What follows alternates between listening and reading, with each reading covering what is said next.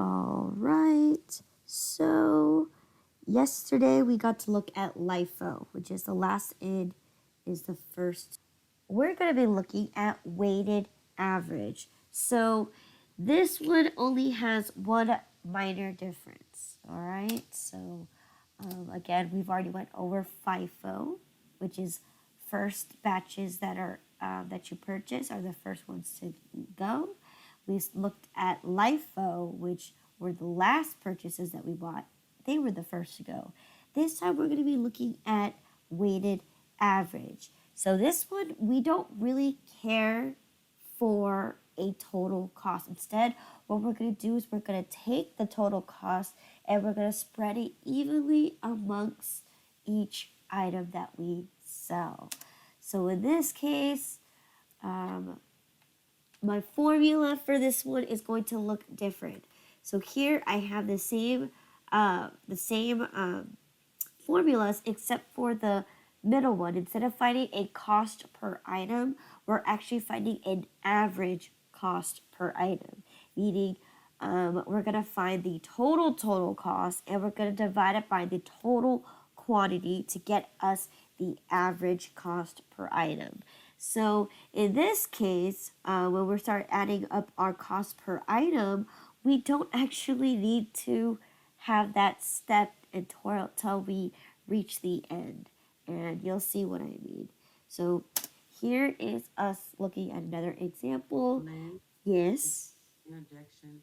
Your live captions and subtitles is showing, so it's covering some of the information that we need to see. All you have to do is click and say, click got it. There we go. My screen. Okay. It's gone. Okay, so here, where am I in my PowerPoint here? So now, okay, so again, let's go back a step. We're going to be introducing to the same exact formulas, except one difference is going to be the average cost per item. All right? Everything else is the same. So let's go ahead and dive into our first example. So here, for the following items, journalize this transaction. So on June 1st, you made a purchase of 100 toys for $1.25 each. $1.25 each. Freight is $25. And then on June 11th, you made another purchase of 100 toys for $1.28 with the freight of $26. And then on June 15th, you had a total of 80 toys left on hand. So here, we're going to journalize the first one, which is going to be for purchase expense and for freight expense, and it's going to be for the associated numbers. Then we have to put it into our inventory worksheet. So here, I have it here. So my purchase price, right, it's still going to be the same. It's still going to be your quantity times your unit price, which should give you $1.25, right? The next thing we're going to be looking at is still going to be the same, which is your total cost, which is your freight plus your purchase price, which in this case, it should give you $1.50. So it's $1.25 plus 50 equals $1.50. Now, the last part is going to ask you to do the cost per item. In this case, we don't need to do this cost per item. Now you can, for in case you want to have it for just trying to get yourself used to it, but you actually do not need to have that part. Oopsies. Let's go back. You do not need to solve for the cost per item. Reason being is because at the end of this example, we are actually going to disregard the cost per item, because instead of creating sections or creating a cost per item for a specific group, we're going to combine all the cost and we're going to combine all the total quantities that we actually purchased, and we're going to solve for the average cost per item. So here's the second one. Again, purchase expense for $1.28 and freight for $26. So now we're going to add these in here. So again, purchase price should be 128. Your total cost is 154. And then lastly, if you want to solve for it, it should be 154. But this time we're going to be looking at it differently. So now that we get the total from each column, right? So here we have a total of 200 units. Here it costs us 253 plus my freight of $51, giving me a grand total of 304. Now I need to solve for this part, which is your average cost per item. So what I did was I took 304 and I divided it by 200 and I get 152 per item. So in this case, I don't need to solve for the top two, right? If you think about it, if I have my first item was costing me $1.50 and then my last item that I bought was $1.54, technically you kind of can eyeball it that in between those two numbers should be $1.52. All right, but this is actually calculating it down to its actual average cost per item, and we do get $1.52. So instead of when you're costing your items, instead of costing them at $1.50 or $1.54, you're gonna cost them out at $1.52. So in this case, it's not really getting rid of the most cheapest one or the most lower price ones, and then dipping into a more expensive one. This one we don't really care. We're just gonna find an even ground between the two batches, and we're gonna find the average. And in this case, it's going to average us at least $1.52 to sell each item. Okay. And notice that all of these things right here, we're going to be taking all of those things, and it's going to, again, we're going to fill out the bottom half of our inventory worksheet. So here we recognize our 200 items, here. And then we're going to notice that we're going to make it down here where we have our 200 items, right? And it's a grand total of 304. Now we know that it's going to cost us $1.52 to sell each item. So let's go ahead and recognize that we have ending inventory of 80. So that means our cost of goods sold should be for 120. All right. Now we're actually going to calculate our second thing. So because we know our 200 quantity, we know that they're currently $1.52 just to sell. This is the easiest part. All you need to do is take your cost of goods sold, which is 120, and you multiply it by the average.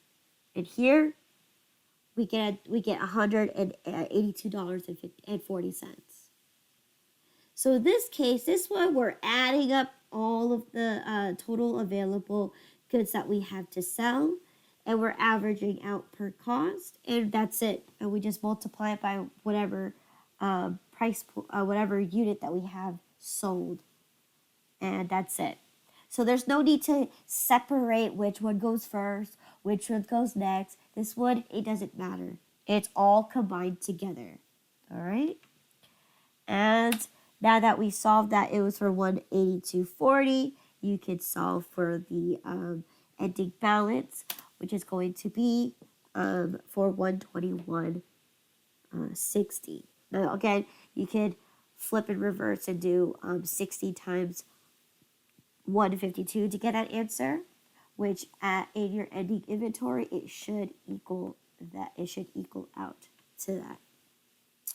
So yeah, so weighted average is probably the easier out of the three, because you don't need to deal with keeping track of which one came first and which one came last. This one, we just add them all up together. Whatever that we sold, we just multiply by the average cost per item, and that's it. So any questions in regards to weighted average? No, ma'am. This is, like I said, this is by far the easiest one to understand. All right. So then we're going to, of course, do our practice our conversion entry. So here we have all of the information available. Now all we need to do is determine which piece of information is going to be plugged into the journal. So again, here we know that if we have ending inventory, which is 121.60, that's the first thing that's going to go in there because that is what we have left in inventory, and that is what we're going to convert. Second thing is our cost of goods sold. Boom, right there for 182.40, and then boom, our purchase expense and our freight expense for 51. All right. So again, this part's very easy because all you need to do is refer back to your inventory worksheet and just plug in the numbers. All right. And this is where we're converting from expense to asset. All right. So let's go ahead and continue the next portion, which is to introduce you to what if there was beginning inventory. Now, this one will be a little different on how you're going to calculate this because, again, this time you have beginning inventory, and beginning inventory will definitely affect your total average cost. So in this case, we determined that our beginning inventory was 80 units and it cost us a 121. Ignore that. That's supposed to say 121.40. I thought I made all these changes. That's supposed to say 121.40. All right. So now we're going to go ahead and make our purchases here. We have two purchases, one on June 18th and one on June 23rd, both 100 items for $1.27, and the other one was $1.30. And then now we're looking at $25 freight and $26 freight. And then at the end of the month, we have a total of 60 toys left on hand. So we're going to go ahead and enter the first piece of information, right?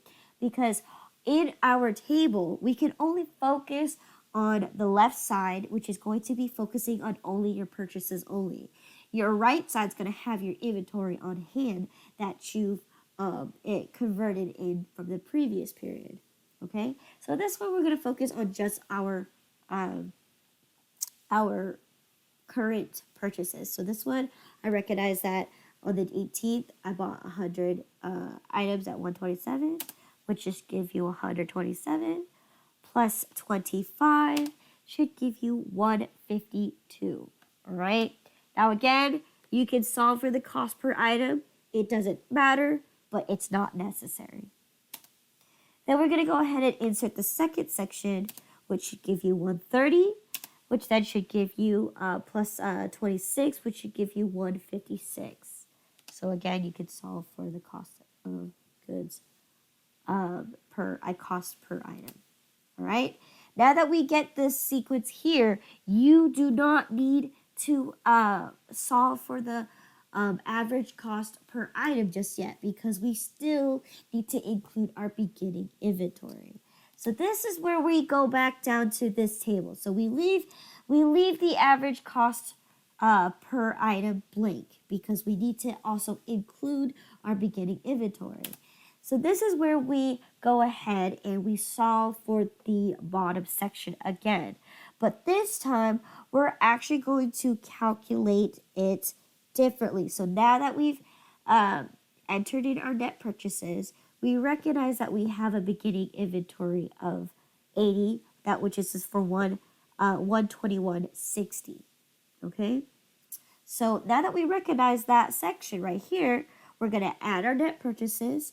So now we have a grand total of $280 at $429.60, right?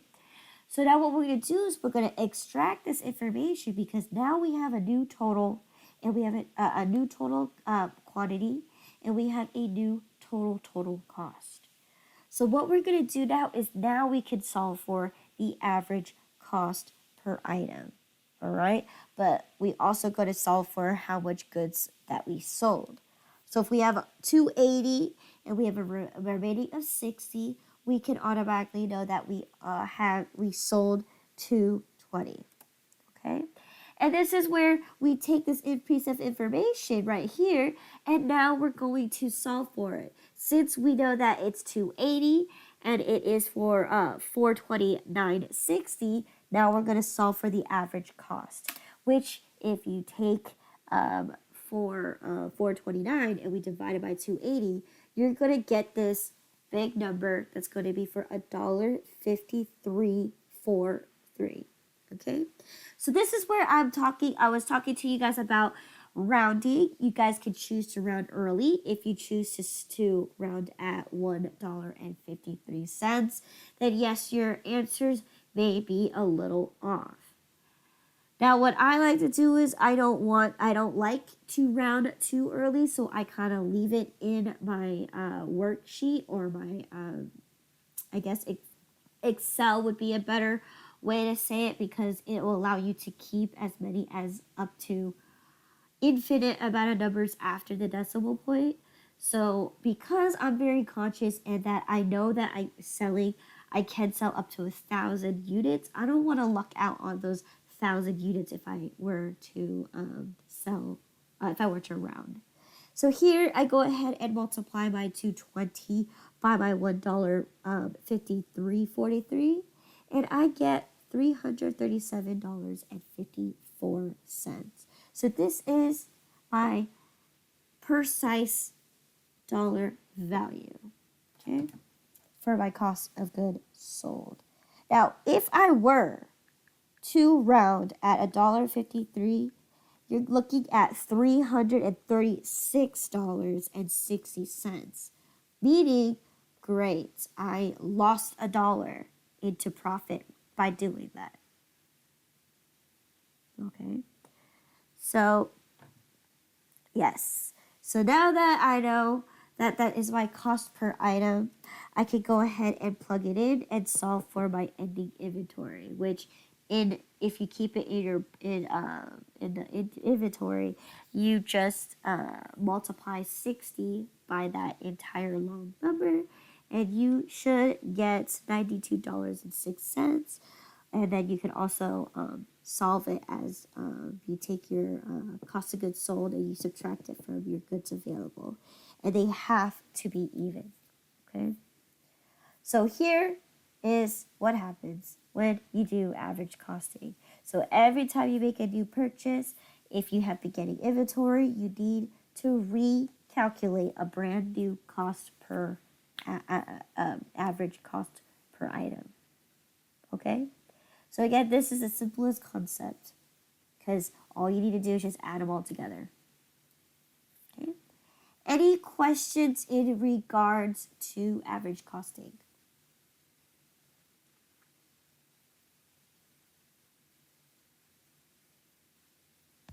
Not from my end. Okay, so now I'm going to talk to you. Then we're going to, yes, this applies the same way when you're doing the conversion portion. Now I'm going to talk to you about comparing and contrasting the three different costing methods that we just looked at. So these are from all three PowerPoints that we've talked over throughout this entire week. We looked at FIFO, right? We looked at FIFO, and this is what happens when we calculate our cost of goods sold for FIFO. We calculated it at 180.80 because we're taking from our top to our bottom. So we started with our batch, which was for $1.50, and then our second batch was $1.54. So here we calculated from top to bottom, and that's what our result was. If we look at LIFO, where we started from bottom to the top, so we sold out our $1.54 items, and then we tapped into our 150. So here we actually spent more money selling our items. We sold $184 versus under FIFO, we sold it for $180.80. Okay, so for using LIFO, we kind of lost out on profitability here. All right. Then lastly, we looked at weighted average. Weighted average, we just took the average between the 150 and the 154, which gave us 152. So by solving that, we got an average cost of when we sold our items for 182.40. So it's not that we spent we cost it too less, but it's not either that we cost it too high either.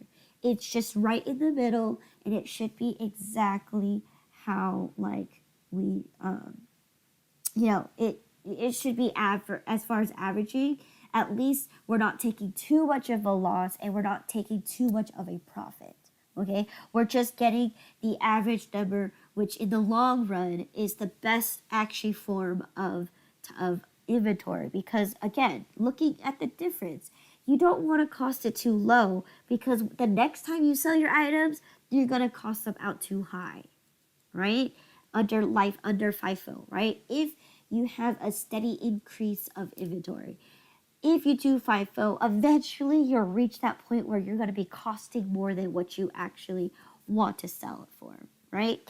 Under LIFO, you're already getting rid of your most expensive items out there, which you're already making a loss right there. But eventually, when you get down to your beginning inventory, you start making your profit a lot bigger then, right?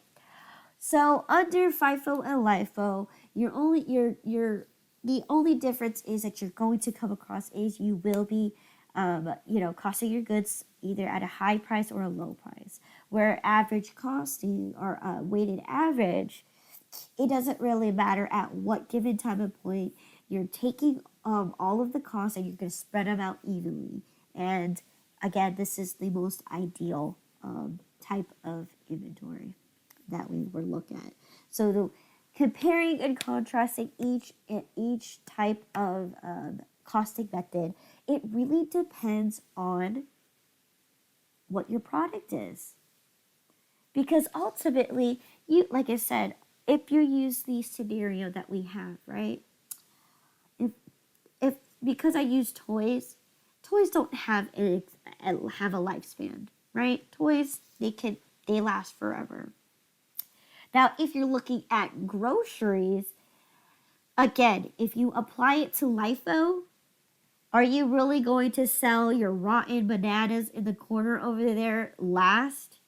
So that's why you have to consider what product actually works best for each one. And when we dive into QuickBooks, you're going to actually see that you only are able to calculate the average cost per item. Okay?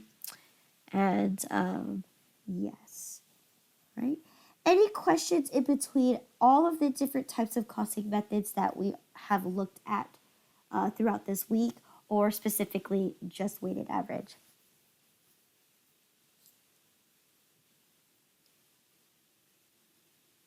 Okay. No?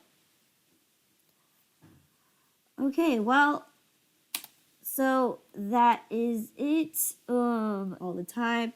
The same journal is going to happen, how to journalize a purchase, and then how to actually journalize your conversion process. So in this case, yes, there's no review for this one.